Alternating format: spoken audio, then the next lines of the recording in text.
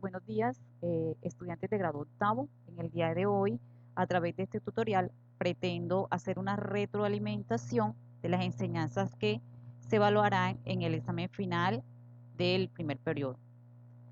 Bien, iniciemos con la literatura del descubrimiento. Le llamamos literatura del descubrimiento y la conquista a todos aquellos documentos u obras literarias que se produjeron después de la llegada de los españoles al territorio americano. Su principal manifestación fue la crónica, y uno de los objetivos de la crónica era precisamente mantener informado a los reyes sobre todas las hazañas o sobre todos los sucesos que acontecían durante la estadía de los españoles, de los conquistadores en el Nuevo Mundo. Tienen unas características específicas. Recuerden que cuando los españoles llegan al territorio americano, ellos quedan muy sorprendidos y quedan sorprendidos por la forma como se comportaban, por la forma como se vestía, cómo se relacionaban, por los ritos, por las costumbres de los aborígenes. Entonces, esa es una de las principales características, y dentro de las crónicas pues se describe mucho el aspecto físico, se describe mucho inclusive el mismo paisaje.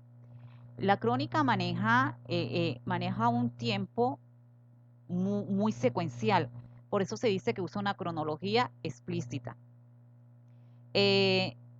Más que todo, el tema de las crónicas era histórico, ¿verdad? Entonces, en las crónicas vamos a encontrar mucho las hazañas de los conquistadores, las costumbres, los mitos y las leyendas de los aborígenes. En clase trabajamos 4 tipos de crónica. Están las crónicas de opinión, las crónicas socioculturales, las crónicas de acontecimiento y las crónicas de lugares y geográficas. Cuando hablamos de crónicas de opinión, son aquellas en donde se evidencia el punto de vista del cronista. Cuando hablamos de las crónicas socioculturales, en estas se relatan las guerras y los enfrentamientos entre los nativos. Además, narran acontecimientos que tienen que ver con la convivencia. Cuando hablamos de crónicas de acontecimiento, estas muestran de manera muy general los sucesos ocurridos sin detallar. Y por último encontramos las crónicas de lugares y geográficas, que en ellas se evidencia lo que les decía ahorita, se evidencia la descripción de la fauna y de la flora. Continuamos.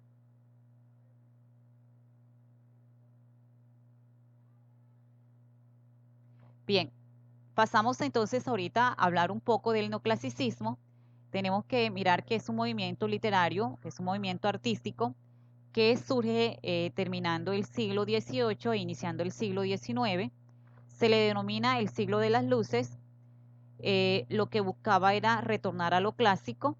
Las obras literarias se basan o se centran en el uso de la razón, ya que buscan la perfección. Dentro de las características, aquí les tengo 5 características del neoclasicismo que considero pues son las más importantes. La primera es: el objetivo de las obras es la didáctica. Pensamiento ilustrado, ya que es la ciencia la que determina la nueva forma de pensar y la forma de actuar. Razón y escepticismo. Ellos dejan de lado todo lo que tiene que ver con los sentimientos y se centran más que todo o se dejan llevar más que todo por la razón. Y escepticismo es porque su gran método es precisamente la duda. Compromiso político. Se expresa de manera directa la situación política, social y económica de la época.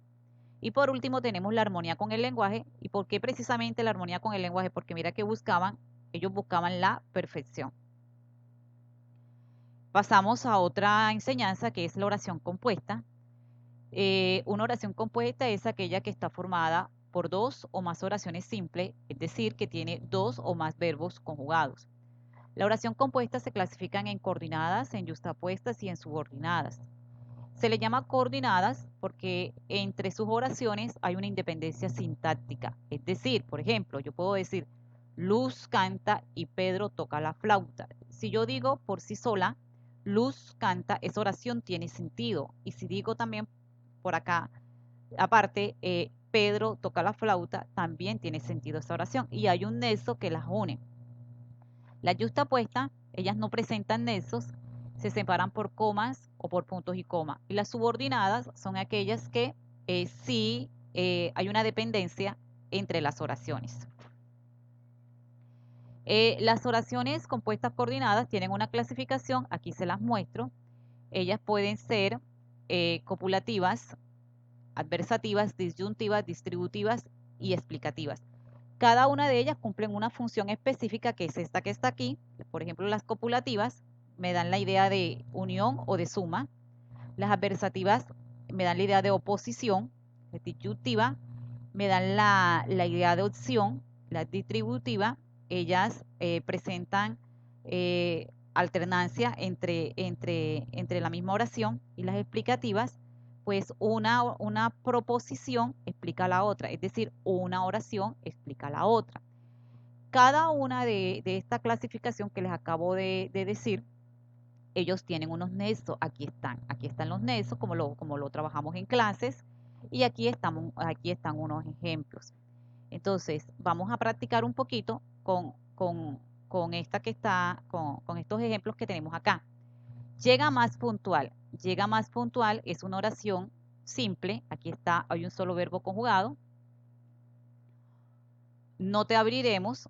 Esta es otra oración simple. Aquí tenemos el verbo, abriremos, verbo conjugado. Y están unidas por un nexo, que es la O. Este nexo es de tipo disyuntivo. Y lo podemos comprobar acá. Miren, aquí está el nexo y es disyuntivo. Bien, la segunda oración.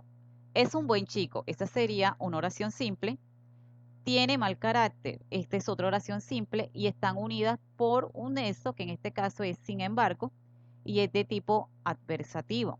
Entonces, esta es una oración compuesta, coordinada, adversativa, y la podemos comprobar en el recuadro anterior. Aquí está el nexo, sin embargo, y es adversativa. Bien, tercer ejemplo, Guillermo se quedó en casa e Isabel lo acompañó toda la tarde. Guillermo se quedó en casa, esta es una oración simple, aquí está el verbo, quedó. Isabel lo acompañó toda la tarde, esta es otra oración simple, aquí está el verbo, acompañó. Y aquí tenemos el nexo es E. Y esta es una oración compuesta, coordinada, copulativa. La avería no es grave, aunque la reparación será cara. La avería no es grave, esta es una oración simple. La reparación será cara, esta es otra oración simple y están unidas por un nexo, aunque, y es una oración compuesta, coordinada, adversativa. Por último tenemos el público silbó al final, es decir, la obra fue un fracaso. Esta es una oración simple, silbó, este es un verbo. Esta es otra oración simple, la obra fue un fracaso. Aquí está el verbo fue y están unidas por un nexo, es decir, y es de tipo explicativo. Bien, y por último vamos a explicar aquí un poco las oraciones subordinadas. Yo les hablaba que eran subordinadas porque no hay independencia sintáctica entre sus oraciones o entre sus proposiciones. Entre ellas, una depende de la otra. Entonces aquí me gusta, por sí solo no tiene sentido. Y si yo digo que vengas pronto, por sí solo tampoco tiene sentido. Me dijo, quedó, ¿qué me dijo? Entonces, una complementa a la otra. Las oraciones subordinadas tienen una clasificación. Ellas se clasifican en sustantivas, adverbiales y adjetivas. Las sustantivas funcionan como sustantivo precisamente, y yo puedo reemplazar la oración subordinada, que es esta, que está subrayada, que está en negrita, yo la puedo reemplazar por eso y no pierde el sentido. Me gusta que vengas pronto. Yo puedo decir, me gusta eso.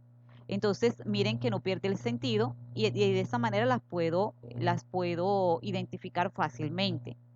Me dijo que no vendría. Me dijo eso y no pierde el sentido. Ahora bien, las adverbiales funcionan precisamente como un adverbio. Recuerde que hay adverbios de lugar, de tiempo, de modo, hay adverbios de duda. Entonces, vamos a mirar los ejemplos. Lo hice cuando me dijiste. ¿Cuándo? O sea, eso me denota tiempo. Entonces, ese es un adverbio de tiempo. Lo coloqué donde me indicaste, donde ahí me denota un adverbio de lugar. Entonces, por eso se dice que esas son oraciones adverbiales.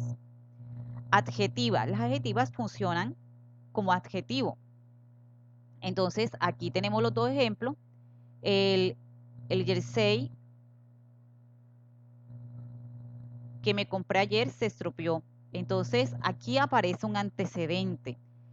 Que me compré ayer, me están hablando de algo que ya mencionaron. ¿Y qué mencionaron aquí? El jersey. Miremos el segundo, los alumnos que estudian aprobarán. Me están hablando de algo que ya mencionaron y ese algo que ya mencionaron se le conoce como antecedente. Entonces, ¿de qué me están hablando aquí? De los estudiantes. Entonces, esa es una manera práctica y fácil de identificar cada una de estas oraciones. Espero que les sea de mucha utilidad esta retroalimentación y que cabe recordar también, bueno, que tienen que repasar un poquito más para que les vaya muy bien. Feliz día.